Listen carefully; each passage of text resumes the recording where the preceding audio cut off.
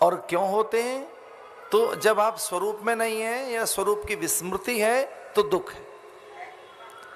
इसलिए भगवान शंकराचार्य ने दुख का एक ही कारण बताया कि आत्मविस्मृति दुख का कारण है।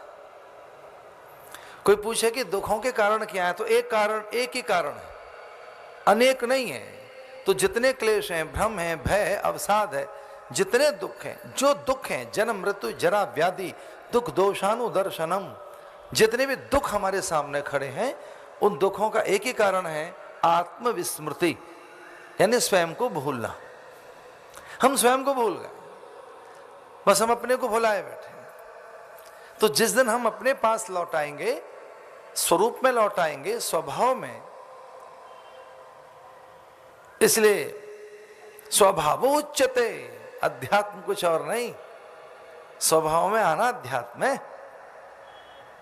अध्यात्म ये जो कुछ है, ये इतने आपके योग यतन अभ्यास मंत्र नियम पूजा पाठ स्तवन अर्चन सत्संग स्वाध्याय प्रार्थना के विविध प्रकार और बहुविध आपकी साधना प्रक्रियाएं, ये सब अध्यात्म है।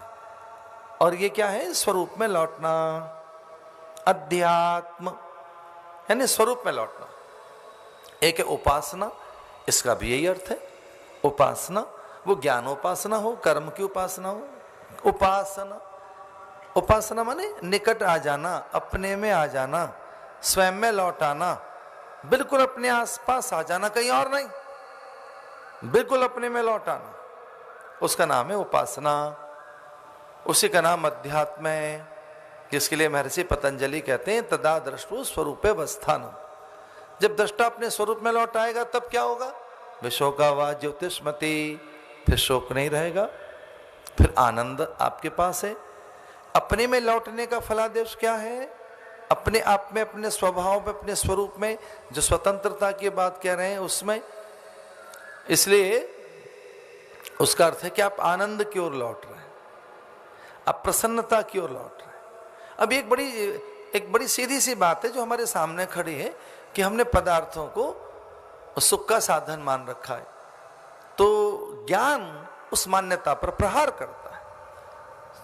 चूंकि पदार्थ जो सुख है वो पदार्थ सापेक्ष नहीं है, प्रसन्नता पदार्थ सापेक्ष नहीं है।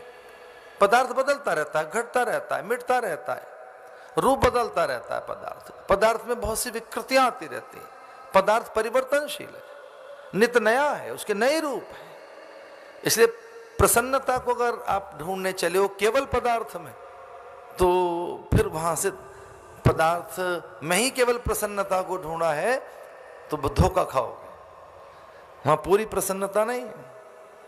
तो किसी दृश्य में, घटना में, स्थिति में, व्यक्ति में, पदार्थ में, परिस्थिति में, स्थिति में, दशा में, अवस्था में, एक ही जगह कहीं कोई प्रसन्नता आप ढूंढने चलोगे तो वहां वो नहीं मिलेगी। वो बदलती रहती हैं, स्थितियां बदलती रहती हैं, परिस्थितियां बदलती रहती हैं, दशाएं बदलती रहती हैं। तो स्वप्रबंधन, प्रभु प्रेमी संघ में ये भी एक बात है। सेवा, स्वाध्याय, सत्संग, संयम, स्वाधना,